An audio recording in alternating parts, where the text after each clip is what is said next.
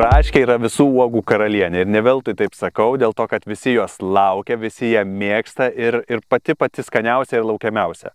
Aš Tautvydas Gurskas ir šiandieną mes lankomės Skrodenių braškių ūkyje, kur pamėginsime pasimatuoti ūkį, pamatysime, kaip auginamos braškės, kaip sveriama, kaip atvėsinama, galų gale kaip realizuojama ir ar tai lengvi darbai ar ne. Esam Skrodenių šeima, įsikūrę Verpenos kaime, Kelmės rajone, auginame uogas, braškes, avietės, gervuoges ir šilauoges. Erika, iš tikrųjų tikrai labai gražiai atrodo braškynas ir aš matau tą visą technologiją, jūs čia vienaip bandote, ten kitaip, matyt, jau jūs bandote atidirbti pačią geriausią, kaip jums pasiteisino, kuris variantas, koks čia tarpas, pavyzdžiui, tarpueilių? Tarpueilių buvom pasidarinę iš pradžių mažą tarpą, bet pasirodė, kad per mažas ir dėžutės, paskui ir skinimas. Pirmi metai, kol maži daigeliai, viskas tvarkoja. O paskui, kai viskas suželia.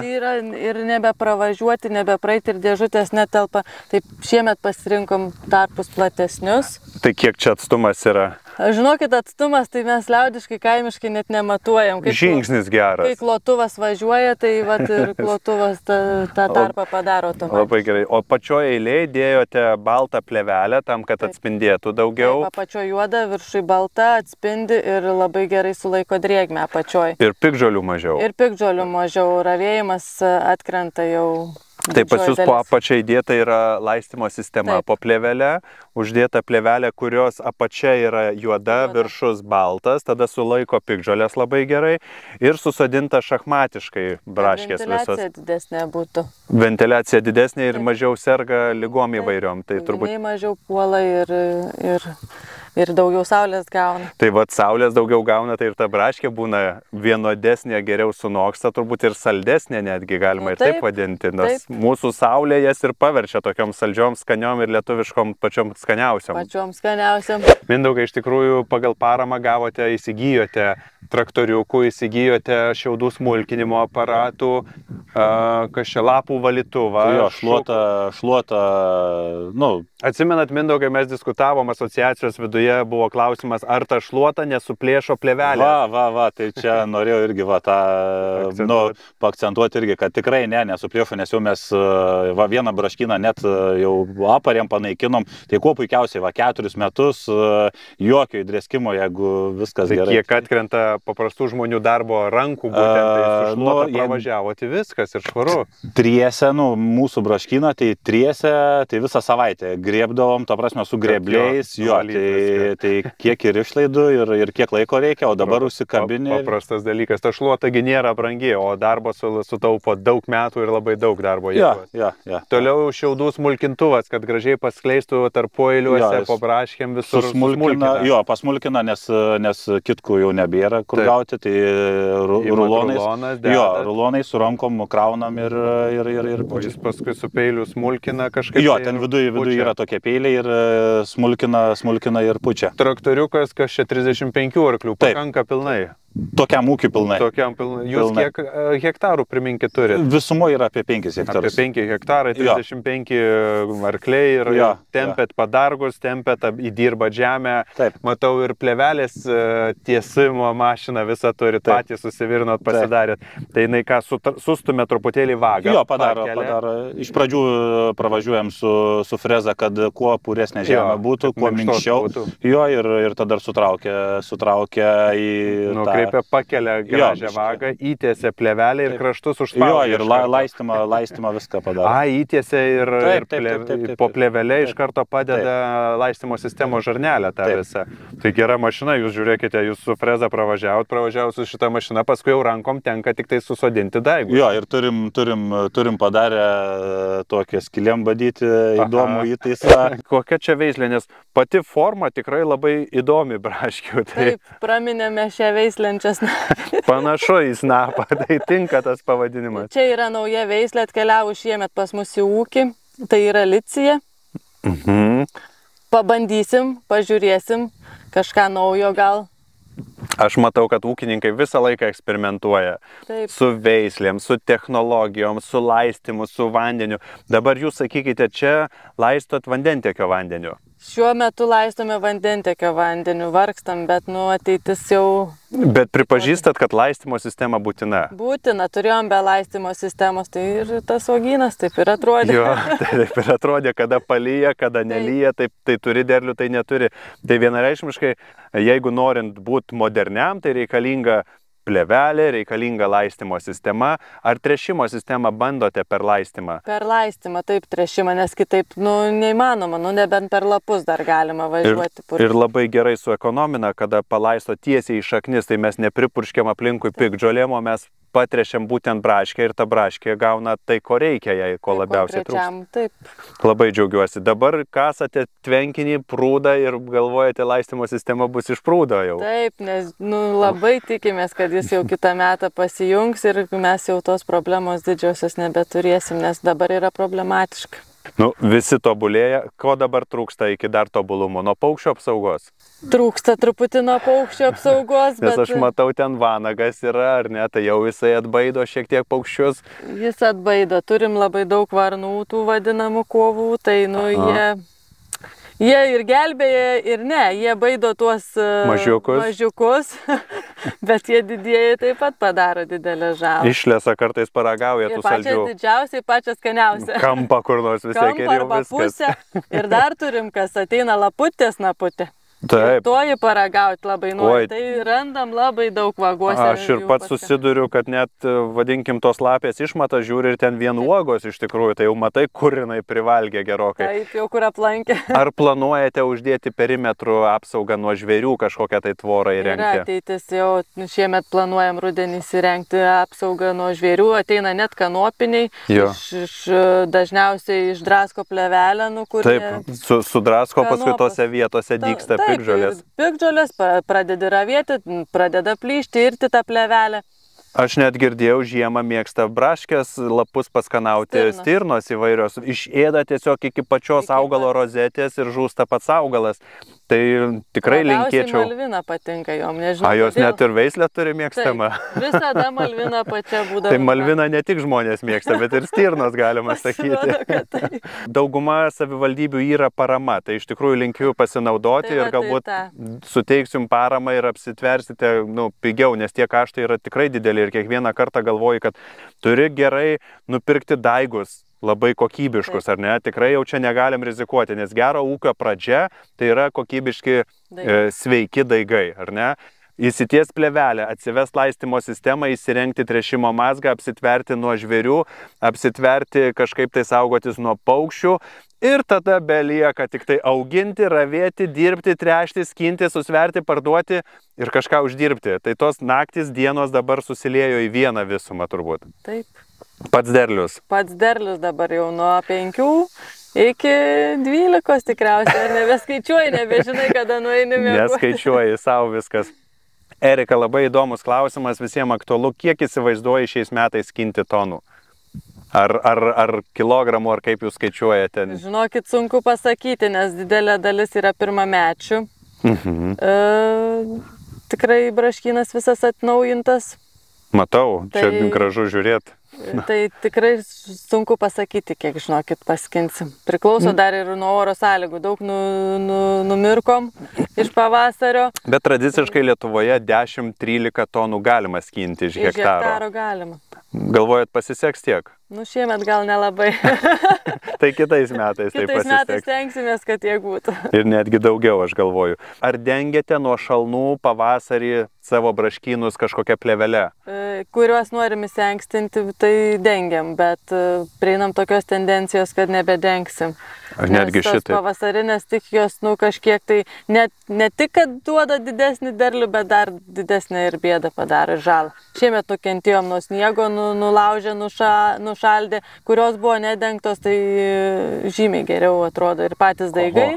Ir pats derlius geresnis. Ta prasme, galima sakyti, kad pirmą derlių atidavėt šalnai, gamtai, paaukojot, o paskui jau laukiate sekančių žiedų, sekančių derlių ir tada jau skaičiuojat, skinat ir žiūrit, kas gaunasi. Tik pakiši savo koją, nu taip, žiūrėdamas. Nu ta kaina atrodo visą laiką vilioja, nes pirmos braškės gali 12-15 eurų kilogramas kainuoti ir tarsi norėtųsi tų pirmų pajamų ir gauti, plus po žiemos tų pajamų trūksta visą laiką ūkininkams. Darom tokias išvadas, kad tą išankstinimą laukuose nėra be tikslo daryti, tai bandysim keltis į šiltnamius. Gerai, niekam nesakom, bet bandysim keltis į šiltnamius ir viskas, o nedengti plėvelėm. Taip, nes kitaip tai... Aš galiu vieną paragauti. Prašom. Gerai, einam dar pažiūrėti ir padirbėti. Pažiūrėsim, kaip sekasi dirbti. Aš matau, kad jūs priskynėte tikrai jau daug braškių. Aš tikiuosi, kad nebuvo taip sudėtinga, ar buvo sunku skinti jas. Čia dviesės priskynėt, ar viena jūs? Jau čia ne pirmą dėžutę. Tiesiog turim pasakyti apie tai, kad nėra lengva, yra gražu. Iš šono žiūrint, tikrai gražu ir atrodo prieisi, nuskinsi į krepšą, pačios gal sulips, bet tiesiog labai sudėtinga. Ir prisimatuoti tą darbą yra šiaip toksai dabar kaip iššūkis čia visiems, manau, nes pati dirbu mokykloje, sveikatos specialistė.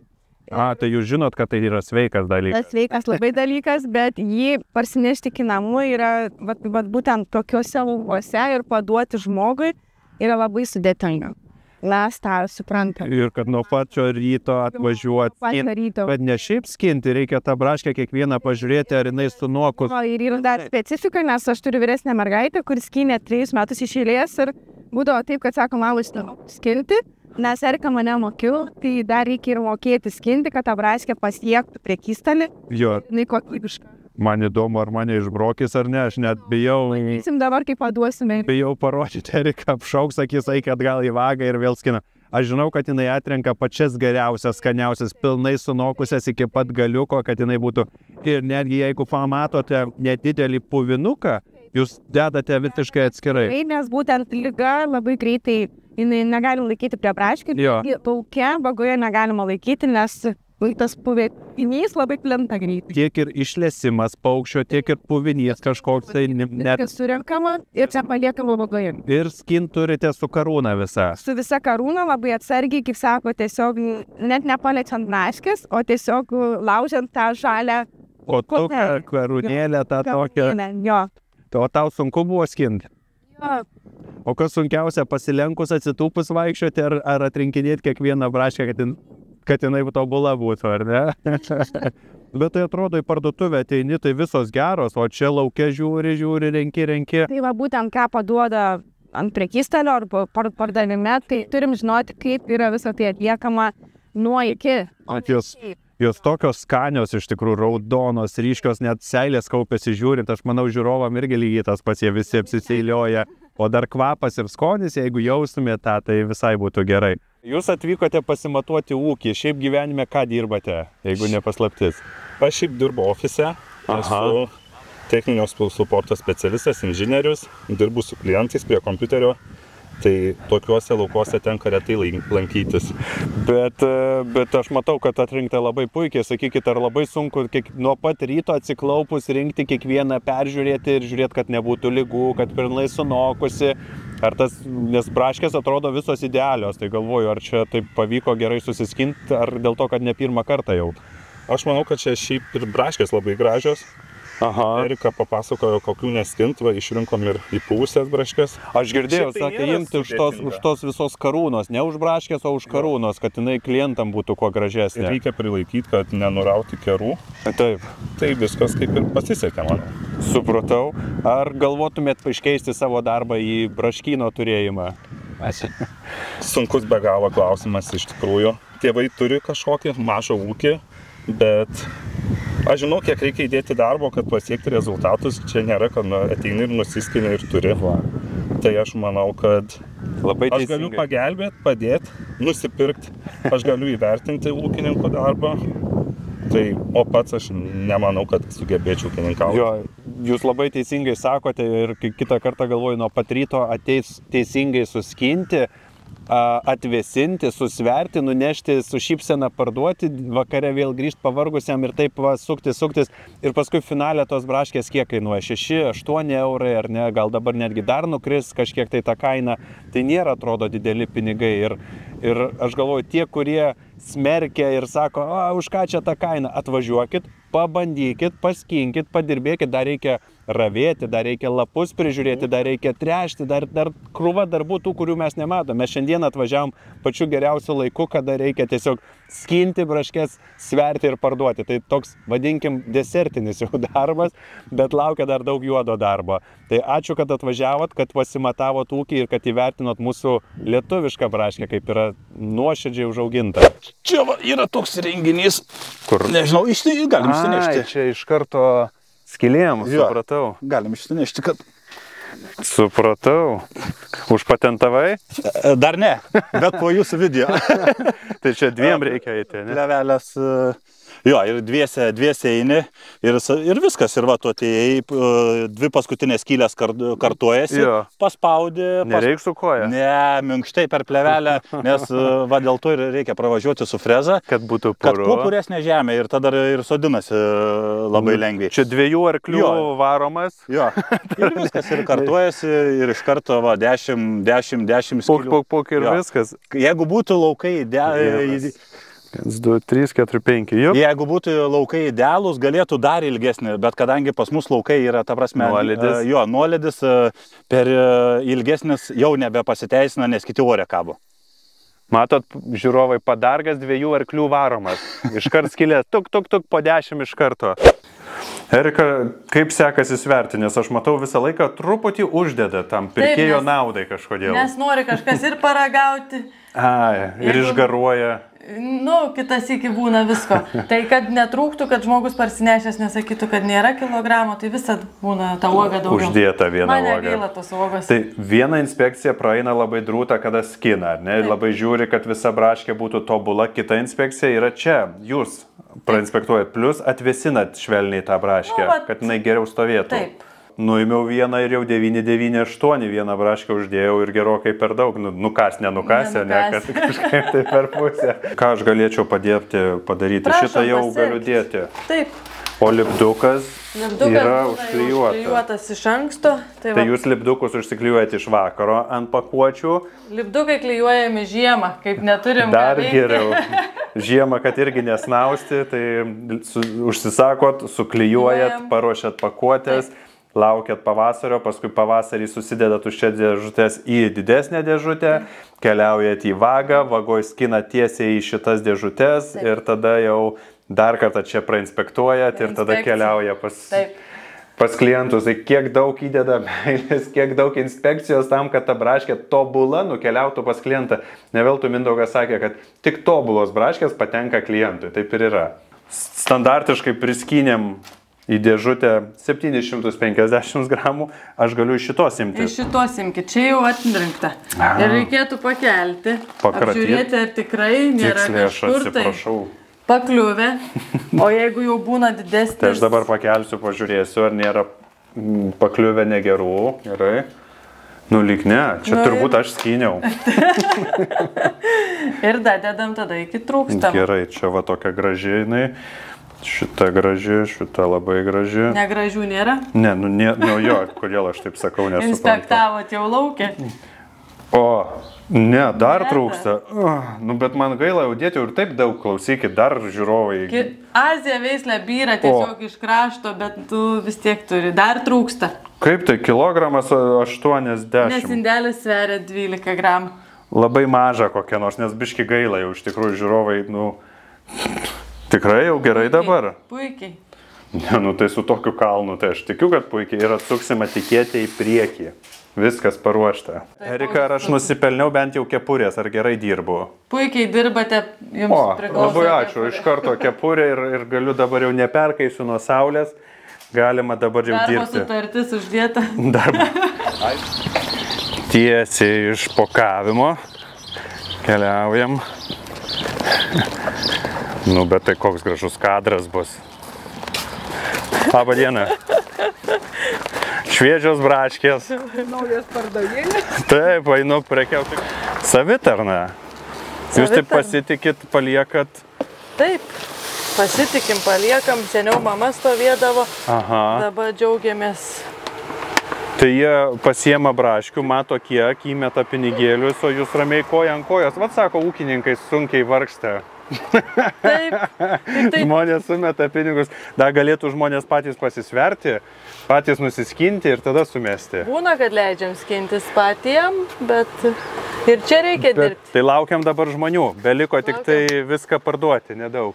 Tai kaip stabdyti, kaip jūs stabdot? Nieko nestabdom, jie patys stoja, jeigu neranda O tai mūsų, reikia tai bent užeina į neužstot, man reikia Neužstoti braškių, aš šitą. atsistosiu šitaip, Šitą iškraukim tada. kur, iškraunam paprastai, Ant ne? stalo išdėkim. Šiandien akcija. Atrakcija galima išsirinkti bet kurį indelį pirkti.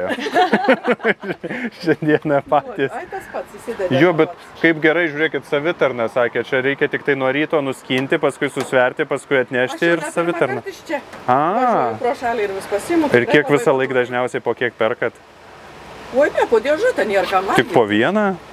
Visada atvažiuoja šviežių, negalima Labai užsikaupti teisingai. O žiūrėk, popieriniam reikia didesnio. Jo. Čia viena dėžutė. Pastebėjau, Čia jau dar. virš lend tie. Pinigai netelpa ir vėl blogai. Tai čia reikia mes tada pro čia šitus popierinius. Į tą. Randam, Gal jum žinokit. įdėt, kuri čia graži? Šitą jaučiu, šitą. Gražios nėra ko rinktis. Aš bent vieną įdėsiu. Va. Erika, matėm dabar, kaip žmonės pas tave jau išmokę, pripratę ir jiem tai yra kaip kasdienybė atvažiuoti, pasiėmė braškių, įdėjo pinigėlius ir nuvažiavo. Ar dažnai būna taip, kad kažkas tai pasiėma ir nesumoka? Ar yra buvę? Nu, neturim dar tokios situacijos. Jeigu kažkam trūksta, tai paskambina, kad lieku skoloj. Tai čia vietiniai, ne? Vietiniai. Arba daro pavedimą, kas neturi grynais atsiskaityti. Tiksliai, labai gerai. Čia yra nurodyta, kad galima atsiskaityti sąskaitos numeris ir pavedimu viskas. pasidaro. Ir kad taip... Negali skūsti, sakyti, negalėjau sumokėti dėl to, kad nemačiau jūsų sąskaitos. Tai jeigu jau žmogus atvažiavai, prisirinkai ir neapmokėt, tai prašom nusifilmuoti sąskaitą, nusifotografuoti, grįžti namuose ir pervesti už tos kilogramus. Tikrai ir viskas. taip. Ir žmonės nepyks. Atsiskaitimas galimas, bet koks. Labai džiaugiuosi, kad jūs taip, vadinkim, lankščiai tai pažiūrėjote ir galimi visi variantai atsiskaitimo. Skambina, kad trūksta ir gražos reikia, tai ateinam, priliečiam. Tai žirklės reikia padėti, kad atsikirptų dar. Neužtenka šito. Aš tai juokauju, sakau, tai be gražos imkit. Ai, dar vieną kažką tai pasimkit truputėlį ir kad nereiktų eiti. Nu, labai malonu, labai patinka ir žmonės matau, kad mėgsta, pripratę ir Taip. žino jau jūs, kad tai yra kokybiška braškė, šviežia braškė ir visą laiką Ir laukia, ir ieško, ir lieka skambina. gerų emocijų jiems visada. Na va, praleidome visą dieną šiame nuostabiame ūkyje ir patys matote, kokia braškė yra mūsų uogų karalienė. Nuo pat ryto skinti, sverti, atvėsinti, parduoti. Matėt, kiek perka, kiek norinčių. Tai yra nuostabi uoga, skani uoga ir verta lietuviškos uogos vardo.